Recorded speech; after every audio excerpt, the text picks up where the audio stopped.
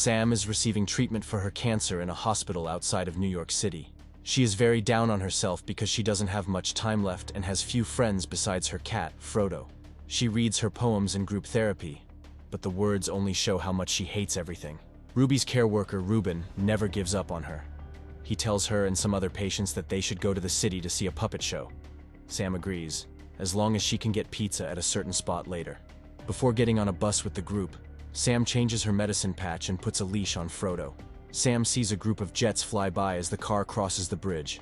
At first, Sam likes the play at the theater, but when it gets sad, she thinks about it too much and leaves. She sees a bunch of police cars going by very quickly as she goes to the store to get some candy. Then Sam goes to find Ruben, who is on a brief but important phone call that stops because of a lack of signal. Because of something going on in the city, he tells Sam that the group is going back.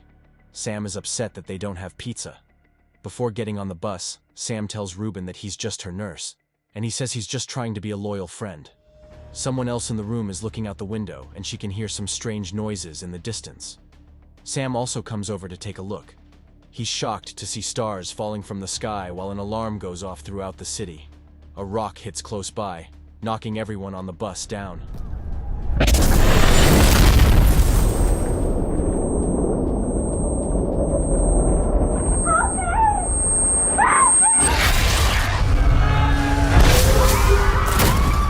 Sam finally gets out of the broken-down bus with his ears ringing. When he looks around, he sees a cloud of dust covering the area. As she makes her way to her destination, she witnesses injured individuals passing by. More blasts echo around the city. A roar echoes nearby, swiftly pulling a man away with his feet. Sam is scared and runs away. She finds a soldier instructing her to hide, but he has also disappeared. This means that the meteor shower was actually an invasion by aliens. A man misunderstands the monster, and Sam runs again. But just then, an ambulance comes along, and the monster attacks it. When Sam hits a wall, another blast knocks her out. Soon after, Sam wakes up inside a building. When she coughs, Henri quickly covers her mouth and tells her to be quiet. Henri brings her into the theater, where other survivors are hiding and receiving medical care. Sam examines her surroundings and realizes that they have taken her there. Sam also gets to see Ruben and Frodo again. A helicopter soon flies over the area, instructing the people to remain covered and quiet until they receive further instructions. It turns out that the creatures attack by following sounds. They're now going after the chopper, which is shaking the whole building. When Frodo flees in fear, Sam pursues him and discovers numerous dead bodies. When she steps on something that makes a noise, she freezes in fear as Ruben comes up behind her. Outside, they see an alien walking around and wait for it to leave. However, as Sam moves, he brushes against a costume bell, setting it off. Sam quickly grabs her cat and hides behind some furniture, while the alien bursts through the door, kicking over the bodies in its search for possible victims. It puts its face right up against Ruben, but it can't see him. This proves that the aliens are blind. As the helicopter flies by again, the alien rushes out of the building to catch up. Outside, there's a lot of shaking and another explosion, but Ruben and Sam don't move until it's over. After that, Sam washes her face and takes off the medicine patch, which is now empty. Next, she checks on a woman who is using a radio to answer calls from the police. They appear to have set up a shelter and are instructing people to wait for orders. They also want everyone to stay away from bridges. A globe has stickers on it that say aliens are attacking the whole world. Suddenly, the survivors hear a flurry of explosions. They quickly run to the roof, terrified to see that the military is destroying the bridges to prevent the aliens, who cannot swim, from escaping.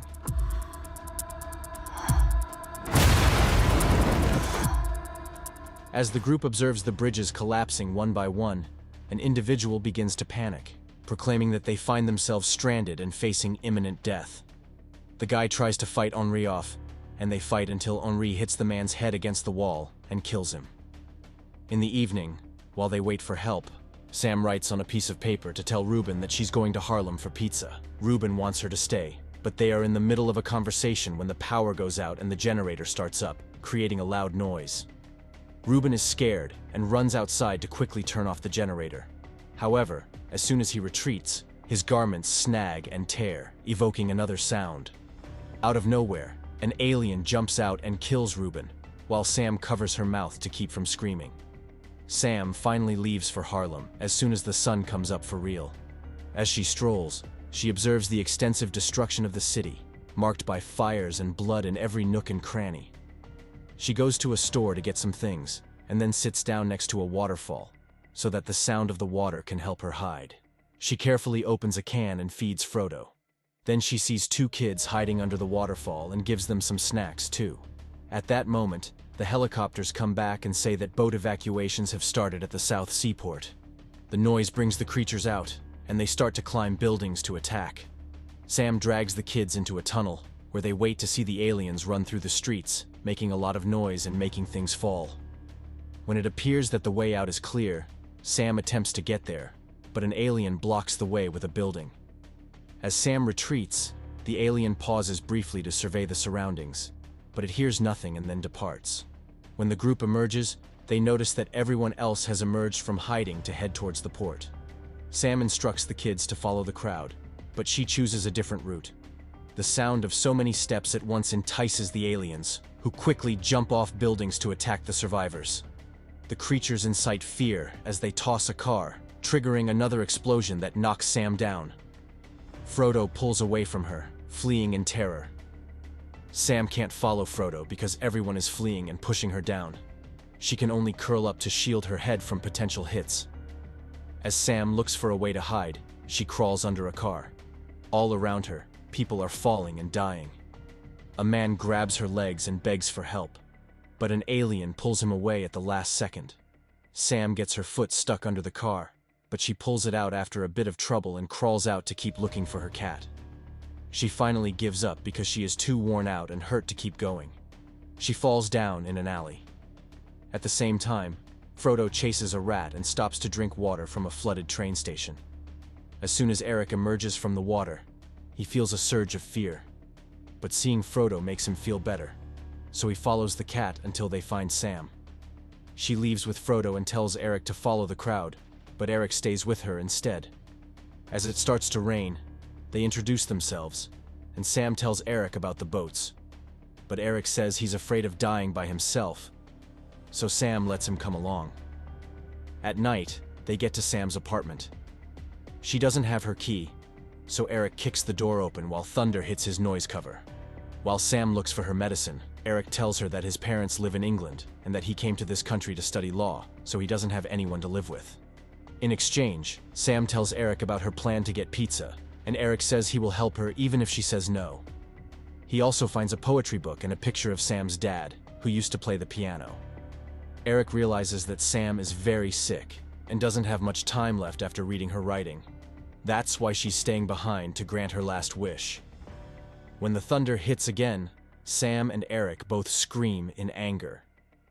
Sam dreams that the next morning he will see something at the window, but it's only a dream. Since she sees that Eric is still sleeping, she and Frodo leave without him. Soon after, she stops at a damaged bookstore, providing Eric with an opportunity to catch up with her.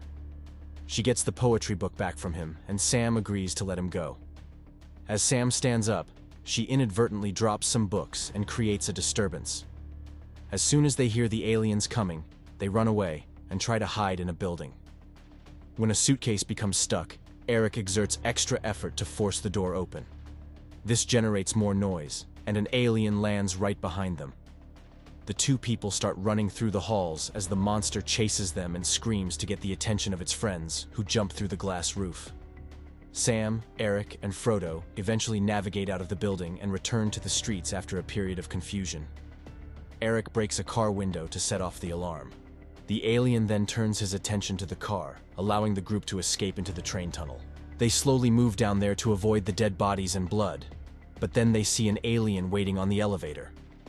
Fortunately, the alien doesn't hear them, so the group carefully moves away from it, only to find themselves in the flooded railway tracks. As they go through the water, they see another alien on the roof. For now, it doesn't do anything. Soon after, they reach a location where the water is excessively high, causing Eric to experience a panic attack as he recalls nearly dying. When Sam sees the aliens coming, he puts his hand over Eric's mouth and tries to comfort him to keep him quiet. Unfortunately, an alien finds them, forcing them to move quickly to keep Frodo afloat. The object is moving too fast and is about to hit them, so they have to push Frodo into Sam's bag and jump in to swim away. The alien also tries to follow them underwater, but it can't swim and drowns quickly. When they finally come to the surface, Frodo runs off, and Eric helps Sam get out of the water. After getting out of a hole in the roof, they end up in a church, where Sam passes out. After having a dream that her dad prayed for her, Sam wakes up and throws up immediately. Eric sees that she's in a lot of pain and asks what kind of medicine she needs. After this, Eric goes to the store to get the medicine. While he's looking for it, he hears a noise that scares him, but it's Frodo. Eric starts his way back once he has what he needs. He does, however, wander off into a building site, and Eric has no choice but to follow him. He carefully sneaks around, only to find Frodo sitting there while the place is on fire. Then an alien shows up, and Eric quickly hides. But Frodo's position on the metal beam is clearly visible.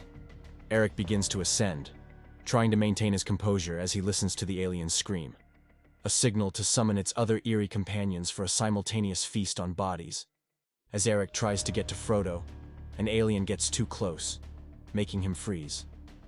He doesn't hear the beast leave until it's gone. Soon after, Eric and Frodo go back to the church to give Sam her medicine. While she heals, Sam tells her that she loved watching her play the piano at a jazz club when she was a kid. That's where they always went for pizza after the show. In the end, he succumbed to cancer, just as she does now. Eric finally fulfills her last wish, saying he'll get her pizza. The next morning, they head straight to Patsy's Pizza after leaving the church, only to find it completely destroyed by fire. Eric runs over to support Sam as she falls to her knees and cries. He then asks her about the jazz club. After a few minutes, they get to the club. Sam can charge her iPod and see her father's piano again. Eric leaves to find a pizza place. When he gets back, he writes Patsy's on a box, and then gives Sam real pizza as a surprise.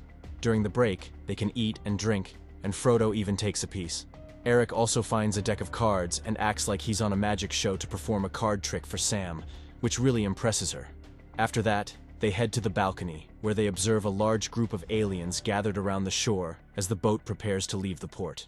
Eric gets her clothing from Sam, and they finally leave. After arriving at the port, they hide behind a burned-out car to avoid detection. They can then observe the creatures from afar. Eric almost has another panic attack, but Sam helps him stay calm. Sam then hands Frodo over and instructs him to flee before she emerges from hiding. Sam hits numerous cars as she runs around, setting off their alarms and prompting the aliens to pursue her. Sam is getting weaker by the second, so she is moving more slowly. While on the boat, Henry sees all of this chaos and tells the police to wait for another victim. Eric and Frodo run away as soon as they see a chance. On their way, they hit some trash, which made the aliens start chasing them. The beasts run quickly, and they're about to catch Eric on the pier. Eric jumps and falls into the water, so the aliens can't catch him. When Eric swims toward the boat, the survivors quickly help him and Frodo get on. He gives Sam one last look before swimming away. Eric finally gets some rest when he finds a note from Sam in her jacket. It asks him to take care of Frodo and thanks him for everything. When Sam gets back to land, she cries and looks at an old picture of her family. She stands in the middle of the street and takes off the earphone while listening to Nina Simone's Feeling Good